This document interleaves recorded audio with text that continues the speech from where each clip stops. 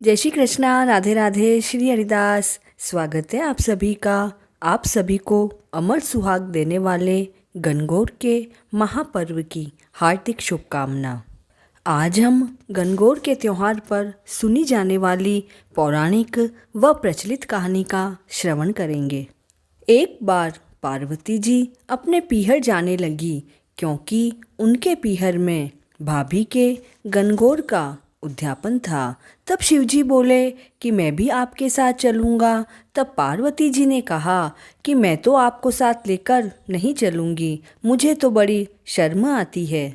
शिवजी ने कहा कि अगर तुम्हें शर्म आती है तो घूंघट निकाल लो। ऐसा कहकर एक पतली सी ओढ़नी ओढ़कर दोनों पार्वती जी के मायके जाने के लिए रवाना हो गए। जब वे दोनों जा रहे थे तो रास्ते में देखा कि एक गर्भवती गाय उठक बैठक कर रही थी, अर्थात उठ रही थी और कभी बैठ रही थी। पार्वती जी ने शिवजी से कहा कि स्वामी, यह गाय इतनी कष्ट में क्यों है? तो शिवजी कहते हैं कि इस गाय को बच्चा होने वाला है, इसीलिए यह इतनी कष्ट में है।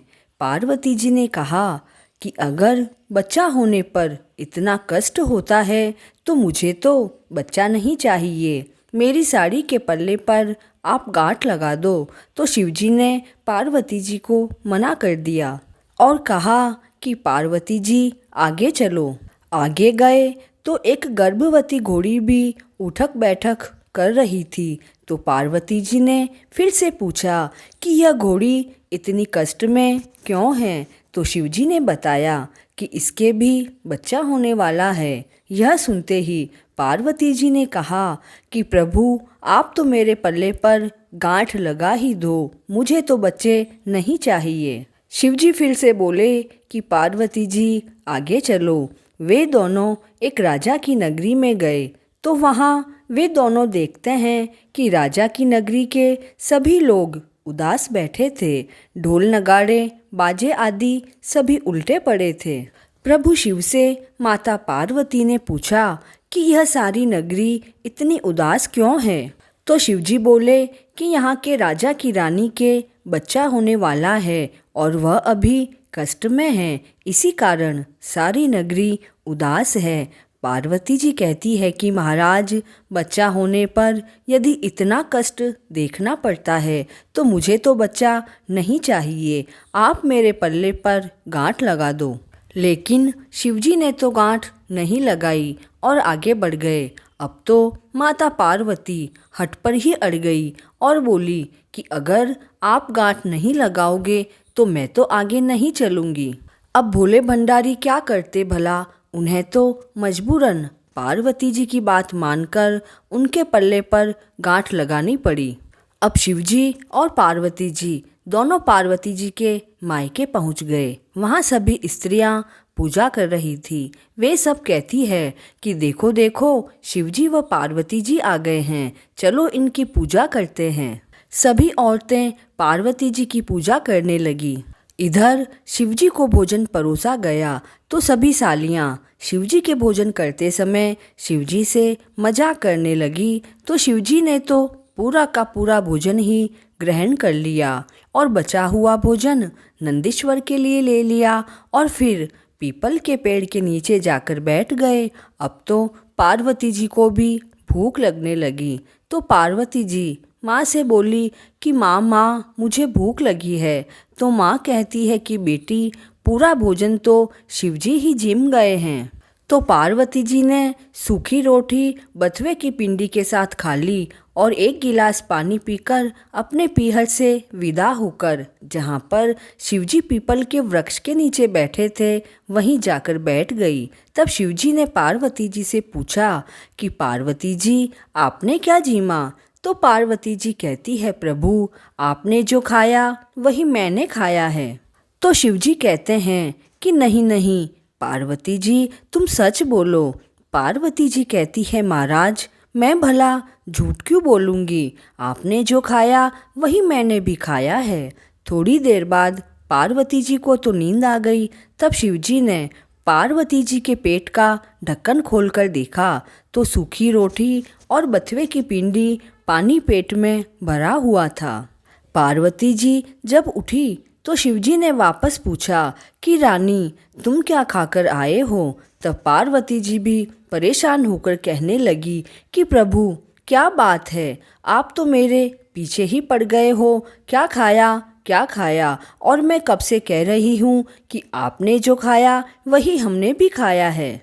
तो शिवजी हंसते हुए कहते हैं कि पार्वती जी, क्यों झूठ बोल रहे हो? मैंने आपके पेट की ढकनी खोलकर देखी थी, उसमें तो सूखी रोटी व बथुए की पिंडी और पानी भरा हुआ है। तब पार्वती जी ने शिवजी महाराज से कहा कि प्रभु, खबरदार है, आज तो आपने मेरी पेट की ढकनी को खोला है।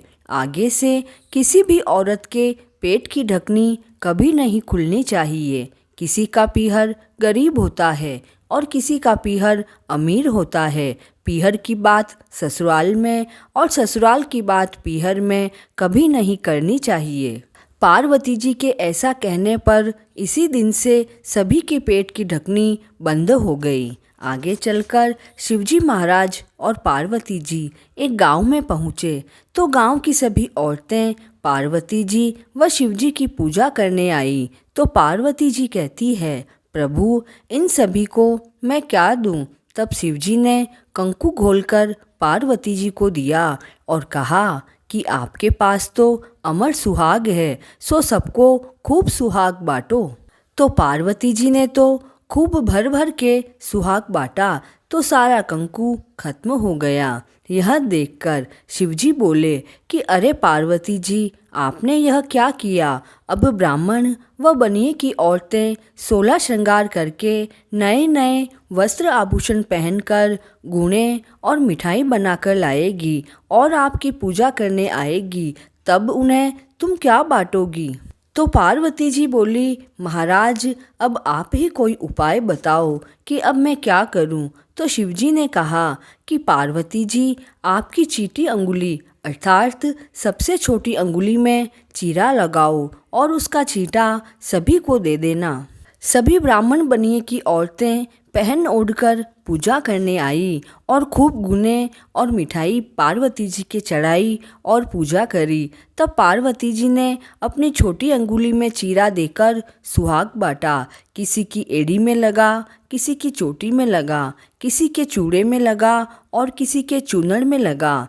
ऐसे सभी को सुहाग बांटकर वे दोनों आगे बढ़े। शिवजी व पार्वती जी राजा की नगरी में आए तो वहाँ पर तो खूब उत्सव हो रहा था, क्योंकि राजा की रानी के कुंवर हुआ था। हाथी पर बैठकर शक्कर, पान पताशे खूब बांटे जा रहे थे। रानी हाथ में सोने का लड्डू लेकर जलवा पूजन के लिए निकली। पार्वती जी ने शिवजी से पूछा कि प्रभु, यहाँ पर यह कैसा उत्सव हो रहा है? तो शिवजी बोले कि रानी के कुंवर हुआ है, उसका ही यह सारा उत्सव और आनंद हो रहा है। तो पार्वती जी ने कहा कि कुंवर होने पर इतना आनंद और उत्सव होता है तो मुझे भी कुंवर चाहिए। आप तो मेरे पल्ले की गांठ खोल दो। शिवजी बोले कि अब तो यह गांठ नहीं खुलेगी। आगे चले तो घोड़ी के भी बच्चा हुआ था। घोड़ी भी उसे बहुत चाट रही थी। पार्वती जी शिवजी से बोली कि आप तो मेरे पल्ले की गांठ खोल दो, मुझे भी बच्चा चाहिए। शिवजी बोले, पार्वती जी आगे चलो। आगे गए तो गाय खड़ी थी, उसके पास भी उसका बच्चा खड़ा था, जिसको गाय खूब प्रेम पूर्वक चाट रही थी। यह देखकर पार्वती जी फिर से बोली कि प्रभु, आप तो मेरे पल्ले की गांठ को खोल दो, मुझे भी बच्चा चाहिए। तब शिवजी ने कहा कि पार्वती जी आगे चलो। ऐसा करते करते दोनों कैलाश पर्वत पर पहुंच गए, लेकिन शिवजी ने गांठ नहीं खोली और शिवजी 12 वर्षों के लिए वन में तपस्या करने के लिए चले गए। एक दिन माता पार्वती बहुत उदास बैठी थी। बैठे बैठे अपने शरीर के मैल से एक पुतला बनाया और उसमें अमृत का छींटा दिया।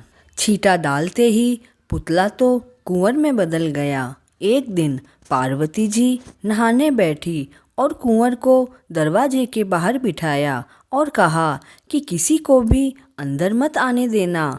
ऐसा कहकर पार्वती जी नहाने गई। इधर शिवजी की तपस्या पूरी हो गई और वे घर आए तो कुंवर बोला कि मेरी माँ तो नहाने गई है, आप अंदर नहीं जा सकते। तो शिवजी ने कुंवर से पूछा कि तेरी माता कौन है? तो कुंवर बोला कि मेरी माँ तो पार्वती है। यह सुनते ही शिवजी को तो बड़ा क्रोध आया और मन में सोचने लगे कि मैं तो 12 वर्षों से तपस्या करने गया था, यह कुंवर कैसे हुआ? ऐसा कहकर शिवजी ने उस कुंवर की गर्दन काट दी और अंदर चले गए। शिवजी को अंदर आया देखकर पार्वती जी बोली, मैंने तो बाहर कुंवर को बिठाया था, आप भला अंदर कैसे आए? तो शिवजी ने कहा कि आपके लड़का कब हुआ? तो पार्वती जी ने सारी बात बताई। तब शिवजी ने कहा कि मैं तो उसकी गर्दन काटकर अंदर आया हूँ। यह सुनकर माता पार्वती बहुत विलाप करने लगी। शिवजी ने दूत भेजे और उनसे कहा कि कोई भी माँ अपने बच्चे के पीठ देकर सोई हो तो उसकी गर्दन काट कर ले आओ।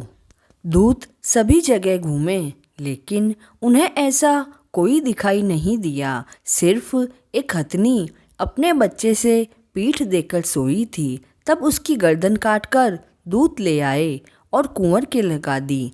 अमृत के छींटे से कुंवर जिंदा हो गए। कुंवर को देखकर पार्वती जी कहने लगी, महाराज मेरे लड़के को तो सभी लोग चिढ़ाएंगे और उसका उपहास करेंगे। तब शिवजी ने उस कुंवर को वरदान दिया कि सभी लोग पहले आपके लड़के की पूजा करेंगे, वह यह प्रथम पूज्य भी कहलाएंगे। इतना सुनकर पार्वती जी बहुत खुश हुई। तभी से शादी आदि कोई भी मांगलिक कार्य हो, सबसे पहले गणेश जी की पूजा होती है।